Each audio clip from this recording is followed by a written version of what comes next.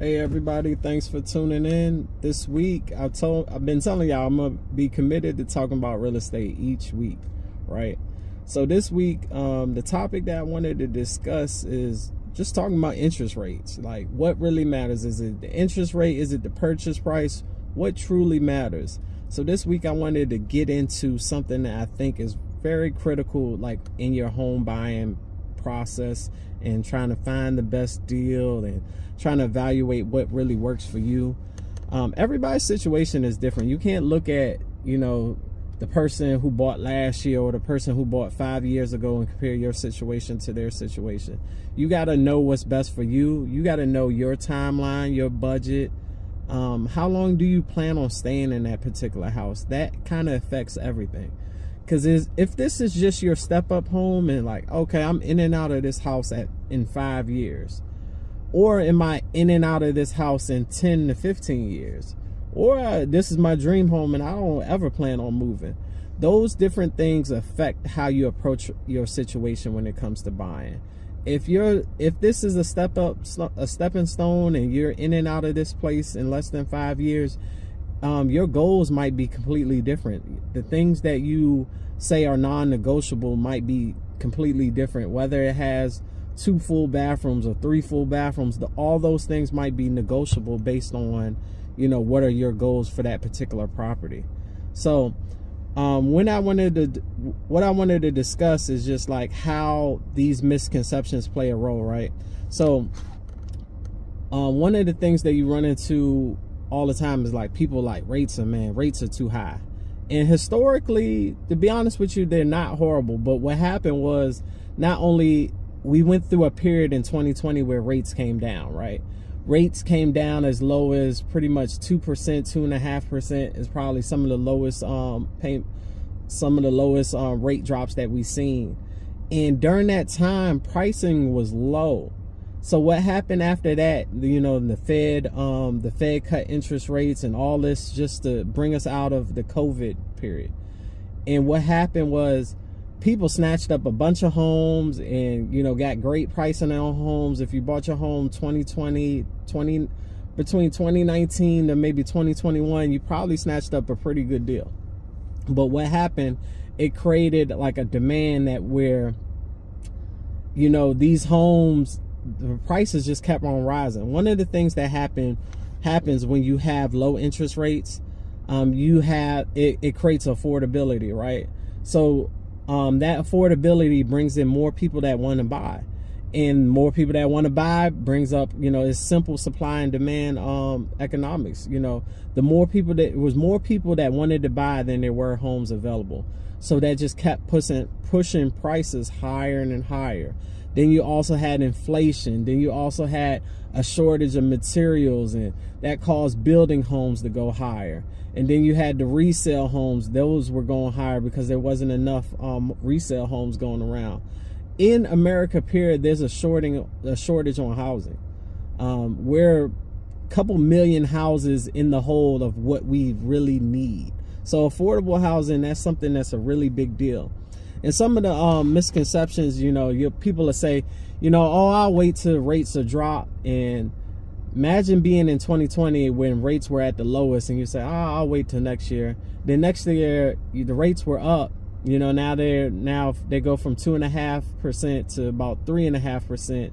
And all of a sudden the prices are up at least $50,000 to $100,000. And then you go on another following year, rates are 4.5%, 5%. And the pricing is still up another $100,000 from there. Then you go on another year and rates are as high as 7%, and the purchase prices haven't gone down. So what most people don't realize is when rates drop, there are more buyers enter the market. More buyers equal more competition. More competition equals higher prices.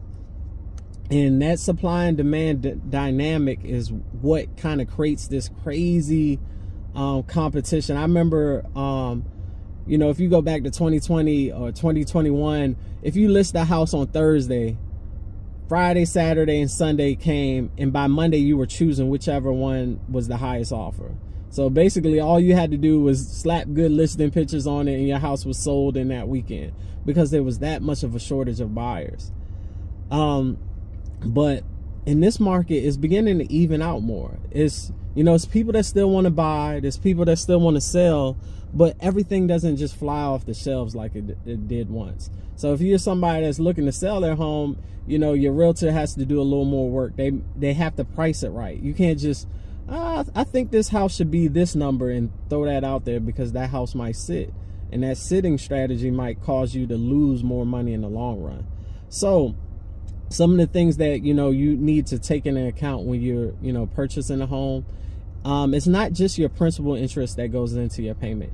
You also have taxes. You also have insurance, homeowners insurance, and then sometimes, if you're not putting down 20%, and that's also another misconception. You don't have to always put down 20% to get into a home.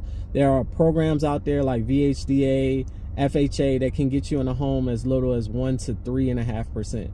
And then there's some even options nowadays that you're seeing more 100% financing option. But you always got to take into account your situation, because you might prefer a lower payment over, just getting maybe, because I tell people all the time, when you are getting funds, like let's say grant funds, you got to know the difference between a real grant, a true grant, and one of those tit for tat grants, where it's like, I'm giving you money, but I'm taking it all back, or I'm taking about 75-80% in the back end in a different way. So there are grants that seem like they're legit grants, but when you look at the numbers, like, okay, I save $200-300 if I just put a down payment versus taking this grant, which gives me a higher interest rate. And that higher interest rate, it compounds over time. So like in a matter of 5 years, I done paid more with the higher interest rate and taking that grant than not taking a grant and just doing the traditional FHA. So those are things just to take into consideration. Your rate matters. And I say this because a lot of times people don't understand. It's like a lot of times realtors will scream from the mountaintops when we see a good deal pop out. Like, for example, right? There's a builder right now and they're running a 3.99% special, right? And that's incredible, because it kind of takes you back a couple of years ago, almost 2021-ish. That's the last time rates really been in the threes and been that low. So one of the things about, having rates that low is like, it gives you more purchasing power. So if you're going to be in a home for, like, let's say this is 10 years up, like, I'm going to be in this home for a while. I don't plan on moving. I'm trying to get as much of the stuff that I want that, checks off my boxes as possible. A deal like that might be appealing because you might be able to have more buying power. So let's give you an example. Scenario A is you purchase a home at 379 at 6%, because that's roughly about today's current interest rate, 6%. That payment is going to be just principal and interest, not including taxes and insurance. That payment is going to be around $2,160.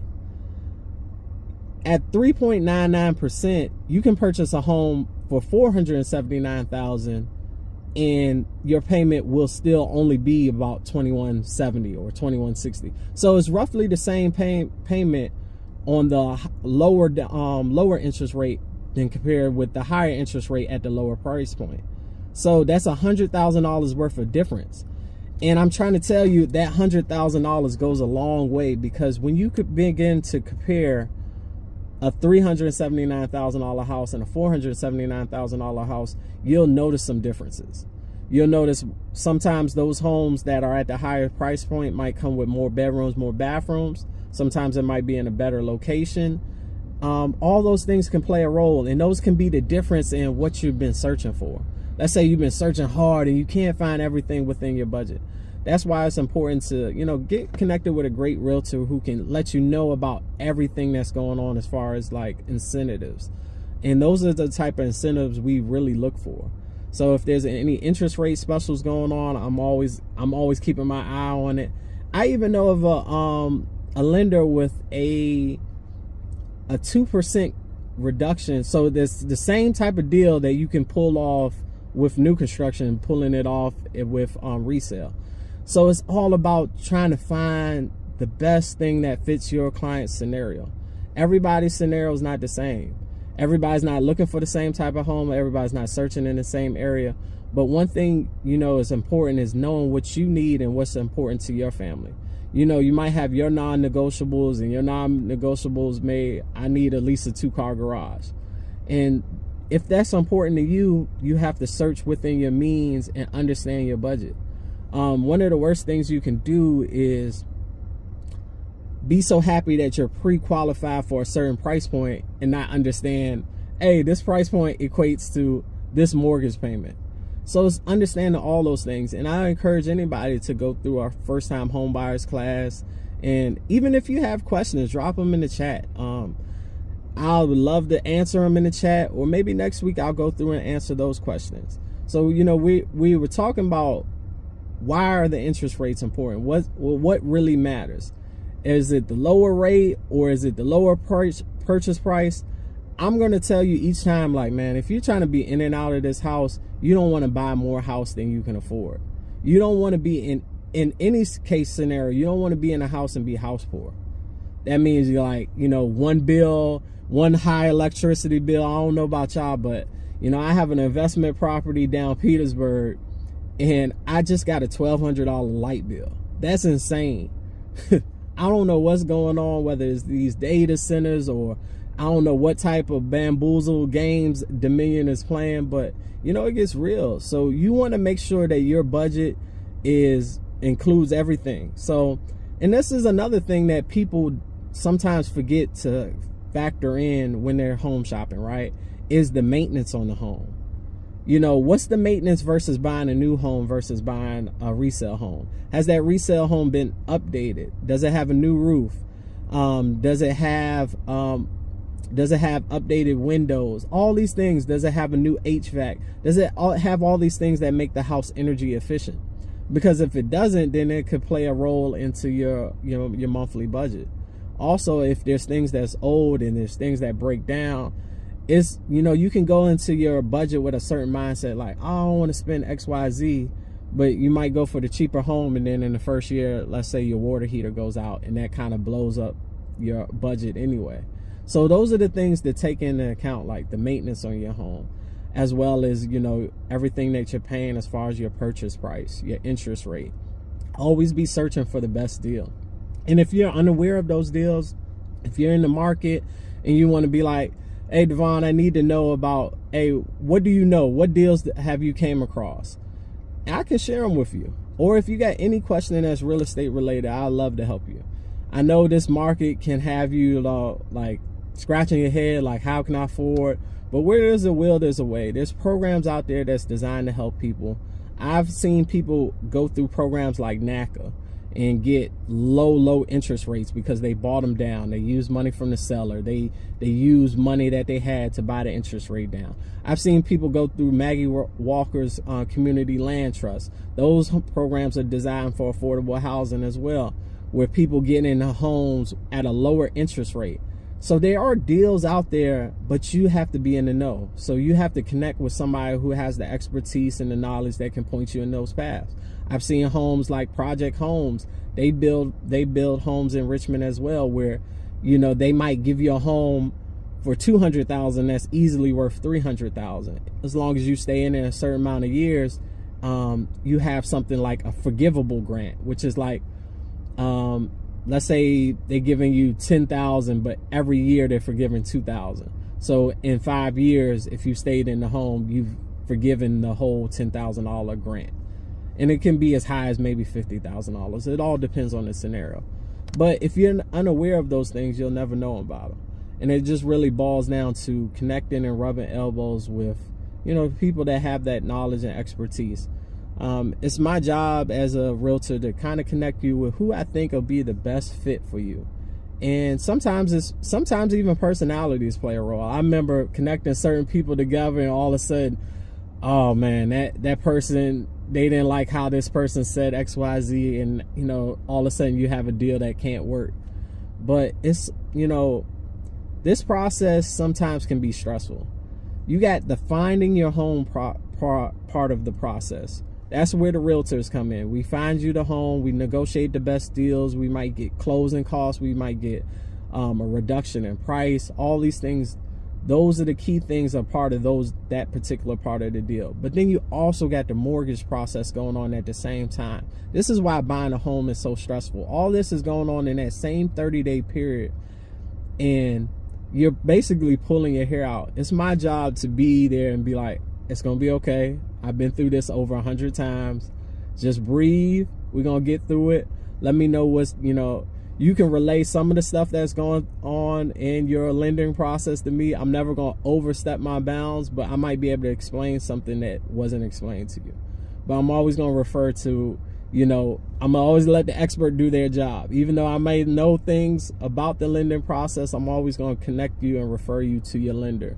But I'll help you ask the right questions so that you understand the process thoroughly. And which is very important, because you don't want to get in a situation in a home that you necessarily don't like, or into a payment you don't like. But it all comes with the knowledge and expertise. I've been doing this thing for over 10 years. I can help guide you through a smooth transaction. So if you have any questions, if you have any comments, please drop them down in the chat box. I appreciate you tuning in. This is another episode 2 of the closing table. What's more important, the rate or the purchase price? I thank y'all for tuning in. Like I said, if you like, comment, subscribe, whatever the case may be. If you got any questions, hit me up in the DM. I'll be glad to guide you through the process, whether you're a buyer or whether you're a seller. If you're in the Virginia area, I would love to help you. Even if you're outside the Virginia area, I would love to connect you with one of my trusted partners. So just hit me up. Thank y'all for tuning in. Peace.